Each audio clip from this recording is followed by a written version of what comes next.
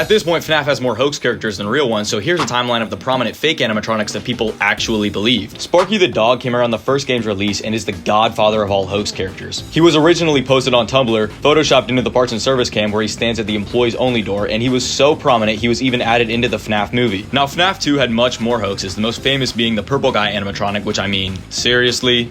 Like, who is actually believing this? I'm sorry, but this is just horrible. Now, if you thought that was stupid, let me tell you about Shadow Man, which is exactly what you think it would be. He was a vague silhouette of a man that was rumored to be visible from the cameras, even supposedly having a jump scare. However, I believe Shadow Balloon Boy was a much more realistic hoax, as he just made more sense considering his resemblance to RWQ FSFASXC. It's believed that these originally spread around since at the time the actual mainline Shadow animatronics were so rare, people really didn't know what to believe. Now, by far, the game that was hoaxed the most has got to be FNaF 3. After Scott Cawthon released this official teaser image for the game on his website, people got the entirely wrong idea. At first, it was believed that this was Fredbear, as the flipped image resembled him, kind of, but this theory led fans to create Salvage, or Fred Trap, who resembled a mix of Springtrap and Freddy.